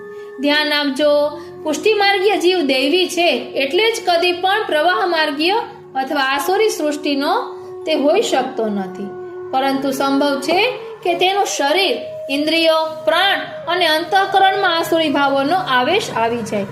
એટલે હવે અત્યારે બહારનું જે ખાનપાન વધ્યું છે, બહારનું આપણે લેતા હોઈએ એટલે એનો જે ભાવ હોય એ આપણામાં પ્રવેશે. એટલે એવા કારણોને કારણે પણ આપણે આમાં આસુરાવેશ આવી શકે છે. અને શ્રી મહાપ્રભુજીએ કહ્યું છે ને કે ગાયના શિંગડા પર રાઈનો દાણો ટકે એટલી વાર પણ જો ભગવત નામ છૂટે તો આસુરાવેશ આવે. એટલે જોવું કે જ્યારે આપણું ચિત્ત ઠાકોરજીમાં નથી હોતું ત્યારે આપણને ગુસ્સો આવે છે, બધું જ થાય છે. અને ઘણી જગ્યાએ એવું જોતા હોઈએ છીએ કે સેવા કરતા કરતા પણ ગુસ્સો કરતા હોય તો એ ગુસ્સો પ્રભુને જરા પણ રૂચતો નથી. એ વાતનું પણ આપણે ખાસ ધ્યાન રાખવું જોઈએ. અહીં કહે છે કે જે જન્મમાં પુષ્ટિ ભક્તોના દેહ અને ઇન્દ્રિયોમાં દૈવી ગુણો પ્રબળ નથી હોતા તે જન્મમાં પુષ્ટિ પ્રભુને જીવની ફલાત્મિકા સેવા અંગીકાર કરવાનો ઈચ્છતા નથી. એમ સમજવું જોઈએ. એવી સ્થિતિમાં અન્ય કોઈ પણ રીતે ભગવત સેવામાં ઊભા થતા વિઘ્નો દૂર કરી શકાતા નથી. તેનો કોઈ ઉપાય જીવ પાસે હોતો નથી. સેવા માર્ગમાં ભગવાનની ઈચ્છા વિના કોઈ વિઘ્ન આવી શકતું નથી અને ભગવાનની ઈચ્છાથી આવેલા વિઘ્નોને કોઈ દૂર કરી શકતું નથી. માટે પુષ્ટિ જીવને જ્યારે ભગવાન સંસારની આસક્તિમાં ફસાયેલો રાખવા ચાહતા હોય ને ત્યારે તેમાંથી તેને કોઈ બચાવી શકતું નથી. પુષ્ટિ માર્ગમાં ભગવત સેવા શ્રીનાથજી પુષ્ટિ માર્ગમાં ભગવત સેવા એ ભક્તિ છે અને ભગવત ગુણગાન કથા જ્ઞાન છે.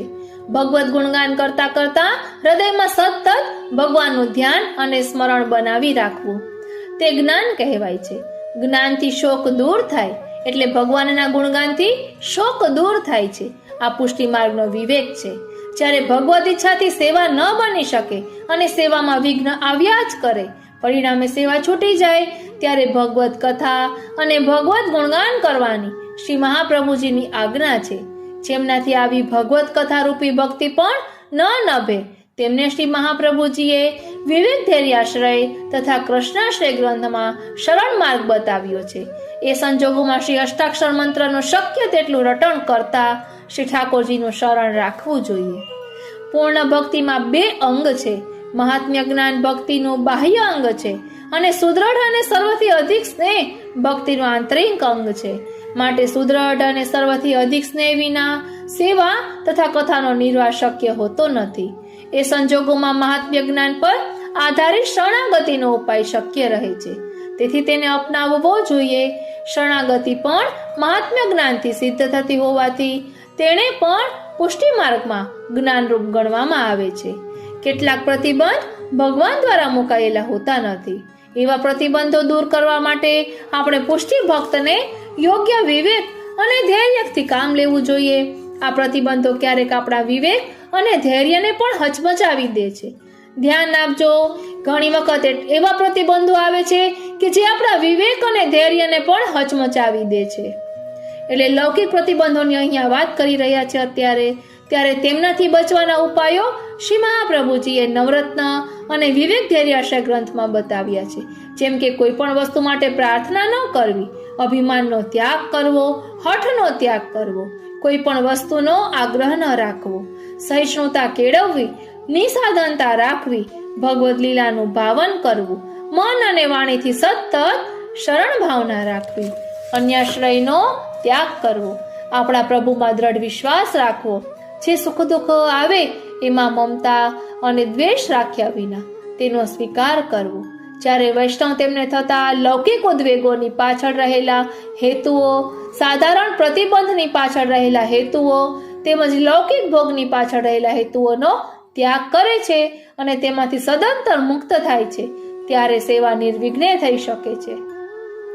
ધ્યાન આપજો, અહીં સમજવાનું છે કે જ્યારે વૈષ્ણવ તેમને થતા લૌકિક ઉદ્વેગોની પાછળ રહેલા હેતુઓ, સાધારણ પ્રતિબંધની પાછળ રહેલા હેતુઓ તેમજ લૌકિક ભોગની પાછળ રહેલા હેતુઓનો ત્યાગ કરે છે, તેમાંથી સદંતર મુક્ત થાય છે, ત્યારે સેવા નિર્વિઘ્ને થઈ શકે છે.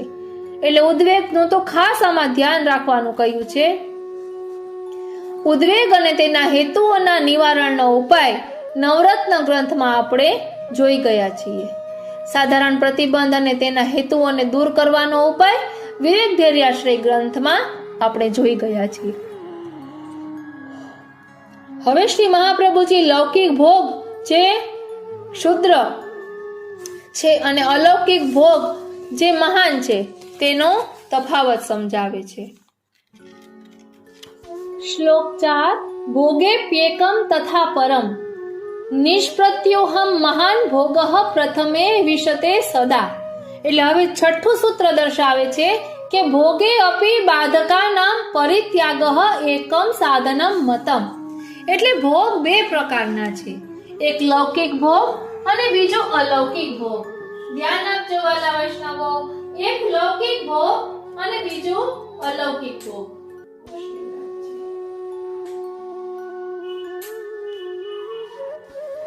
હવે કહે છે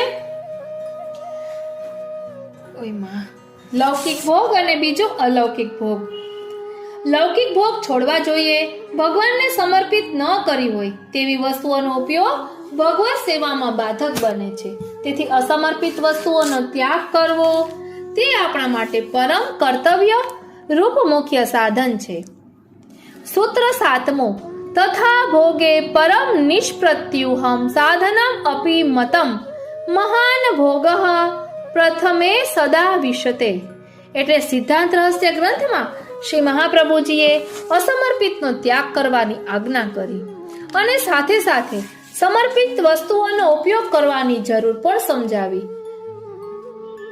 ભગવાનને સમર્પિત કરેલ ભોજન, પુષ્પમાળા, વસ્ત્ર, અલંકાર, ઘર પરિવારના સભ્યો આપણા ભગવત ભાવને વધારે છે અને સંસારના મોહને નિવૃત્ત કરે છે. કારણ કે ભગવાનને જે સમર્પિત થાય છે તે ભગવતમય બની જાય છે. જેમ ગંદી ગટરનું પાણી ગંગાજીમાં મળતા ગંગાજળ બની જાય છે. અન્ય માર્ગોમાં અન્ન, વસ્ત્ર, ઘર પરિવાર વગેરે ભોગના સાધનોને બાધક ગણ્યા છે. પુષ્ટિ માર્ગમાં તેને ભગવત સેવાના અંગો ગણ્યા છે. એટલે સેવામાં તેમને સાધક ગણ્યા છે. કારણ કે ભગવત સમર્પિત પદાર્થો આપણી લૌકિક આસક્તિ વધારવાને બદલે ધીમે ધીમે આપણામાં અલૌકિક સામર્થ્ય વધારે છે. બધી ઇન્દ્રિયોને ભગવાન તરફ લઈ જનારા બને છે. જ્યારે વૈષ્ણવ શ્રી ઠાકોરજીને અંગીકાર કરાવીને શ્રી ઠાકોરજીના પ્રસાદના રૂપમાં સર્વ વસ્તુઓનો ઉપયોગ કરે છે ત્યારે સેવાનું અંતિમ ફળ અલૌકિક સામર્થ્ય પ્રાપ્ત કરવાની દિશામાં તે આગળ વધે છે. એટલા માટે જ અલૌકિક ભોગને શ્રી મહાપ્રભુજીએ લૌકિક ભોગ કરતા મહાન કહ્યું છે. શ્લોક 5.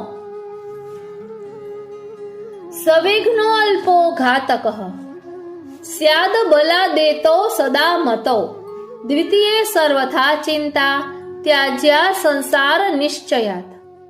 સૂત્ર 8 છે સવિઘ્ન અલ્પ ભોગ બલાત ઘાતક સ્યાત. એટલે શાસ્ત્રોમાં સમજાવવામાં આવ્યું છે કે આહાર શુદ્ધિ સત્વ શુદ્ધિ માટે જરૂરી છે. આહાર શુદ્ધિ માટે ભોગની પ્રત્યેક વસ્તુની શુદ્ધિ જરૂરી છે. લૌકિક ભોગ ક્યારેય શોક મોહમાંથી મુક્ત કરી શકતો નથી. લૌકિક ભોગ અલ્પ છે, તે સ્વયં ક્ષણિક છે અને આપણા દેહ, ઇન્દ્રિયો, પ્રાણ અને અંતઃકરણનો પણ નાશ કરનારો છે. વળી સેવા માટે જરૂરી ભગવત ભાવને બળપૂર્વક નાશ કરનારો છે. માટે શ્રી મહાપ્રભુજી આજ્ઞા કરે છે કે અલ્પ, મર્ત્ય અને ભગવત ભાવનો નાશ કરનારી સેવામાં વિઘ્ન કરનારા લૌકિક ભોગનો ત્યાગ કરવો જોઈએ. સૂત્ર 9 બલાત એતો પ્રતિબંધક સદા મતો. એટલે શ્રી મહાપ્રભુજીએ ભક્તિવર્ધિની ગ્રંથમાં સમજાવ્યું છે ને કે તાદ્રશીઓ જો ઘરમાં રહે તો તેનાથી તેમના ભગવત ભાવનો વિનાશ થાય છે. એટલે લૌકિક ભોગ અને ભગવાને આપેલા પ્રતિબંધ બહુ જ બળવાન પ્રતિબંધરૂપ છે. તેમાં લૌકિક ભોગનો ત્યાગ તો શક્ય છે, પરંતુ ભગવાન દ્વારા થતા પ્રતિબંધનું નિવારણ શક્ય નથી. સૂત્ર 10 દ્વિતીયો ભગવત્કૃત પ્રતિબંધો જ્ઞાન સ્થિત્ય ભાવેશ્ચ સંસાર નિશ્ચયાત ચિંતા સર્વથા ત્યાજ્યા. એટલે શ્રી મહાપ્રભુજીએ સર્વનિર્ણય પ્રકરણમાં એવી આજ્ઞા કરી છે કે કઈ પરિસ્થિતિઓમાં પુષ્ટિજીવે ભગવત સેવાનો આગ્રહ છોડી દેવો. ધ્યાન આપજો. હવે પેલું આસુરાવેશને લઈને જ્યારે આપણી ઇન્દ્રિયો ભગવત સેવામાં પ્રવૃત્ત જ ન થતી હોય ત્યારે હઠપૂર્વક તેમને ભગવત સેવામાં જોડવાથી સેવામાં ઉદ્વેગ અને વિક્ષેપ થાય છે. એ સ્થિતિમાં સેવા છોડી દેવી. બીજું, વૃદ્ધાવસ્થા કે શારીરિક રોગોને કારણે જ્યારે આપણામાં ભગવત સેવા માટે જરૂરી શક્તિ ન રહી હોય ત્યારે ભગવત સેવા છોડી દેવી જોઈએ. ત્રીજું, કુટુંબ, સમાજ અથવા રાજનૈતિક દ્રષ્ટિથી આપણે પરતંત્ર હોઈએ અને તેને લઈને વિવશતાથી ભગવત સેવા ન કરી શકતા હોઈએ તો તેને પણ પ્રતિબંધ સમજીને સેવા છોડી દેવી જોઈએ. ચોથું, સેવા કરતા રહેવા છતાં સતત ચિત્તમાં વ્યગ્રતા અને ઉદ્વેગ રહેતો હોય તથા ભગવત ભાવના હૃદયમાં પ્રકટ ન થતી હોય તો તે સ્થિતિમાં પણ સેવા છોડી દેવી જોઈએ. 5, કુટુંબની અન્ય વ્યક્તિઓને ભગવત સેવા માટેનો ભાવ ન હોય કે તેઓ ભગવત સેવામાં પ્રતિકૂળ હોય અથવા લૌકિક હેતુઓને લઈને કામ અને સેવામાં સહકાર આપતા હોય અથવા તેમને સેવા પીડાજનક લાગતી હોય તો તે ભગવત સેવા છોડી દેવી જોઈએ. શ્રી મહાપ્રભુજીએ સ્પષ્ટ શબ્દોમાં આજ્ઞા કરી છે કે ઉપરની 5 પરિસ્થિતિઓમાં સેવાનો આગ્રહ ન રાખવો. સેવા છૂટી જાય ત્યારે તેની અવેજીમાં ભગવત કથામાં મન પરોવવું. ભગવત કથા પણ સરખી રીતે ન થઈ શકતી હોય તો વિવેક, ધૈર્ય અને આશ્રય અપનાવવા. તે પણ જ્યારે ન બને ત્યારે સમજી લેવું કે આ જન્મમાં પ્રભુ આપણને સંસારના આવેશમાંથી છુટકારો કરાવવા ઈચ્છતા નથી. આ પરિસ્થિતિમાં ચિંતાઓનો ત્યાગ કરી કેવળ પ્રભુની શરણ ભાવના રાખવી જરૂરી છે. શ્લોક 6 નત્વા ધ્યેદા ત્રુતા નાસ્તિ તૃતીયે બાધકમ ગૃહમ અવશ્યેયમ સદા ભાવ્યા સર્વમન્યન મનોભ્રમઃ. સૂત્ર 11 નાધ્યે તુ દાતૃતા નાસ્તિ. એટલે કેટલીક વાર એવું બને છે કે ભગવત કૃપાથી સેવા નિરંતર થતી રહે, પરંતુ અલૌકિક સામર્થ્ય પ્રકટ થવાના જો કોઈ ચિહ્ન દેખાય નહીં તો તેને સેવામાં ન્યૂનતા માનવી જોઈએ નહીં. એવો વિચાર ન કરવો કે મારાથી સરખી રીતે સેવા થતી નથી, તેથી મને સેવાનું ફળ મળતું નથી. પણ એ સંજોગોમાં એવું વિચારવું જોઈએ કે ભગવાન પોતાની આધિદૈવિક સેવાનું સુખ મને આપવા ઈચ્છતા નથી, કારણ આધિદૈવિક સેવાના સુખનો અધિકાર આપણા સાધનથી મળતો નથી. ભગવાને તે આપવા ઈચ્છા કરે તો જ મળે છે. પુષ્ટિમાર્ગીય અધિકારને ફળ કેવળ ભગવાનની ઈચ્છા ઉપર આધારિત છે. તેમાં આપણા સાધનનું અભિમાન ચાલતું નથી. સેવા કરવી એ આપણું કર્તવ્ય છે એમ સમજીને સેવા કરતા રહેવું, સેવાનું ફળ આપવું પ્રભુના હાથમાં છે. પ્રભુ ઈચ્છા કરે તો જ સેવાનું ફળ મળશે એમ સમજવું.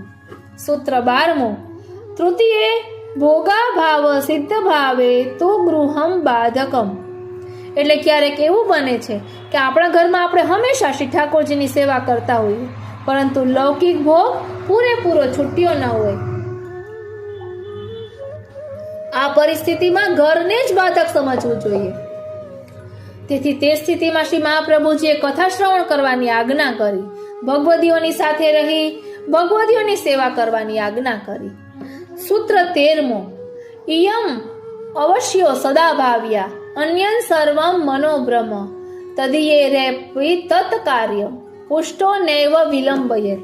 હવે 13મું સૂત્ર છે કે શ્રી મહાપ્રભુજીએ નવરત્ન ગ્રંથમાં આજ્ઞા કરી હતી કે જેમણે પ્રભુને આત્મનિવેદન કર્યું છે તેમણે કોઈ પણ પ્રકારની ચિંતા કરવી નહીં, કારણ કે આપણા પુષ્ટિ પ્રભુ કોઈ એકાદ જન્મમાં આપણી લૌકિક સ્થિતિ કરતા હોય, પરંતુ આપણી લૌકિક ગતિ તો ક્યારેય પણ કરશે નહીં.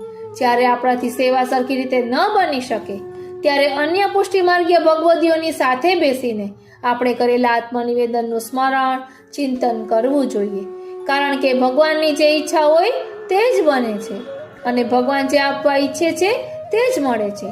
ભગવાન પર કોઈનું જોર ચાલતું નથી, પરંતુ ભગવાન ઘણા દયાળુ છે. તેઓ સર્વેશ્વર છે અને સર્વાત્મા પણ છે. ભગવાને જે જીવનું પુષ્ટિ માર્ગમાં વરણ કર્યું છે તેને પુષ્ટિ ભક્તિનું દાન કરવામાં અધિક વિલંબ નહીં કરે. માટે પુષ્ટિ ફલદાતા ભગવાનનું સદા સ્મરણ કરવું.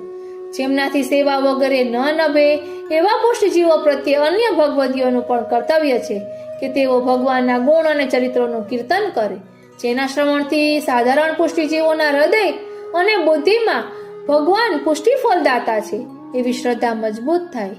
જેમનાથી સેવા અને કથા બની આવે છે તેમણે બીજા પુષ્ટિજીવો પ્રત્યેનું આવું કર્તવ્ય નિભાવવું જોઈએ. શ્લોક 7 તદયે રેપી તત કાર્યમ પુષ્ટો નૈવ વિલંબયેત ગુણક્ષોભે અપી દ્રષ્ટવ્ય મે તદેવેતિ મે મતિ કુસૃષ્ટિરત્રવા કાચિદુત્પદ્યેત સવે ભ્રમઃ. સૂત્ર 14 ગુણક્ષોભે અપી એતદેવ દ્રષ્ટયમ ઇતિ મે મતિ. એટલે બધા પુષ્ટિજીવો માટે પોતાના ઘરમાં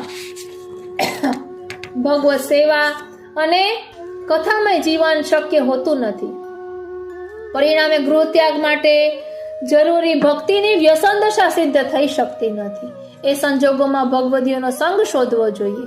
તેમના સંગમાં રહીને તેમની સેવામાં સહાયરૂપ થવું જોઈએ અને તેમની પાસેથી કથા શ્રવણ કરવું જોઈએ. પરંતુ એવું બનવાનો સંભવ છે કે જેમનો સત્સંગ આપણે કરવા ચાહતા હોઈએ તેમનામાં આપણને દોષ દેખાય. પરિણામે ભક્તિભાવમાં બાધા પહોંચવાની આશંકા ઊભી થાય. એ સ્થિતિમાં એકાંતવાસ કરવો યોગ્ય ગણાય કે કેમ? તો તેના જવાબમાં શ્રી મહાપ્રભુજીએ સમજાવ્યું કે જ્યાં સુધી આપણને સિદ્ધાંત દ્રઢ થયા નથી ત્યાં સુધી એકાંતવાસ ન કરવો, કારણ કે તેથી સિદ્ધાંત વિરુદ્ધ વિચારો આવવાની શક્યતાઓ રહે છે. પરિણામે આપણા માર્ગના સિદ્ધાંતો આપણા માર્ગના વક્તાના મુખથી જ સાંભળવાનો આગ્રહ રાખવો જોઈએ. શ્રી મહાપ્રભુજીના ગ્રંથોનો સ્વાધ્યાય કરવો જોઈએ. શ્રી મહાપ્રભુજી આજ્ઞા કરે છે તેમ કરવાથી તમારા મનમાં ઊભા થતા સર્વ ઉદ્વેગો શાંત થઈ જશે. સૂત્ર 15. અત્ર કુસૃષ્ટિ વા કાચિત ઉત્પદ્યેત સવે ભ્રમઃ. શ્રી મહાપ્રભુજીએ ષોડશ ગ્રંથના પ્રારંભમાં યમનાષ્ટકમાં આજ્ઞા કરી કે ભગવત સેવા માટે જરૂરી શરીરની નૂતનતા શ્રી યમુનાજીની કૃપાથી મળે છે. ત્યાં શ્રી મહાપ્રભુજીએ ભગવાનની સેવાનું મહત્વ બતાવ્યું. હવે ષોડશ ગ્રંથના ઉપસંહાર રૂપ આ સેવા ફળ ગ્રંથને ભક્તિ ફળ, કથા ફળ કે ત્યાગ ફળ અથવા નિરોધ ફળ ન કહેતા સેવા ફળ કહ્યું અને સેવાના ફળ રૂપે અલૌકિક સામર્થ્યનું નિરૂપણ કર્યું. તેનાથી એક વાત નિશ્ચિત રૂપે સિદ્ધ થાય છે કે સેવાનું ફળ સેવા જ છે. પુષ્ટિ માર્ગમાં સેવાનું જ મહત્વ છે. સેવાથી વધીને અન્ય કોઈ પણ બાબતનું મહત્વ નથી. માટે શ્રી મહાપ્રભુજીએ ષોડશ ગ્રંથોમાં સર્વત્ર વારંવાર સેવાનું મહત્વ બતાવ્યું છે. શ્રી મહાપ્રભુજીએ પોતાના બીજા ગ્રંથોમાં પણ ભગવત સેવાનું જ મહત્વ બતાવ્યું છે. પુષ્ટિ માર્ગમાં ભગવત સેવા દ્વારા બીજા કોઈ ફળની ઈચ્છા રાખવાની શ્રી મહાપ્રભુજીની સ્પષ્ટ ના છે.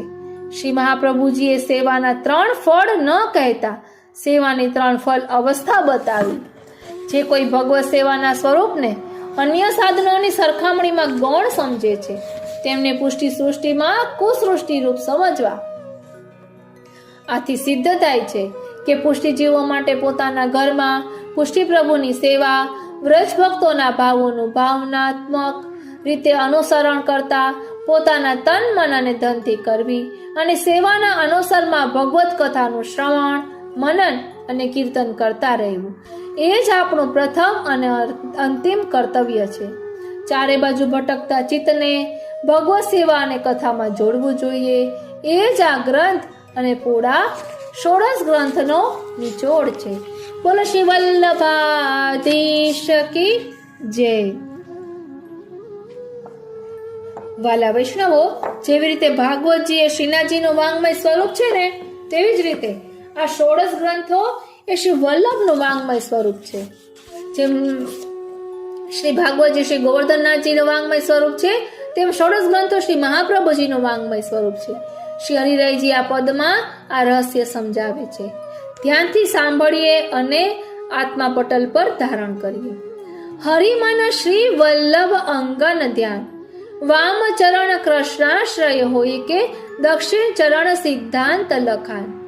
વામ ઉરુ નવરત્ન કહીએ, દક્ષિણ ઉરુ ભક્તિ વર્ધિની જાન. વામ ભુજા વિવેક ધૈર્ય જાની કે, દક્ષિણ ભુજા પુષ્ટિ પ્રવાહ મર્યાદા માન. નાભી અંતકરણ કહીએ, સિદ્ધાંત મુક્તાવલી હૃદય આજ. બાલ બોધ શ્રી મુખારવિંદ में चल भेद कंठ हरि गुणगान. संन्यास निर्णय भाल जो जल के, मस्तक निरोध प्रमाण. यमुनाष्टक चतुश्लोकी दक्षिण अंग, वाम अंग सेवा फल अरु पंचपद्य जान. नित्य प्रति क्षणु क्षणु समरण कीजे, रसिक श्री वल्लभ उर आन. આ ભાવ હૃદયમાં રાખી આપણે 4 ભાગમાં પ્રકાશિત થયેલા ષોડશ ગ્રંથોનો દિવ્ય રસનું આચમન કરીએ. એટલે આપણે પણ આજે આ સેવાફલમ ગ્રંથ આખો વિવેચન સહિત વિવરણ સહિત ભાવ દર્શન કર્યું. આજનો આ સત્સંગ શ્રીનાથજી શ્રી યમુનાજી, શ્રી મહાપ્રભુજીના ચરણારવિંદમાં સમર્પિત કરું છું. જય શ્રી કૃષ્ણ.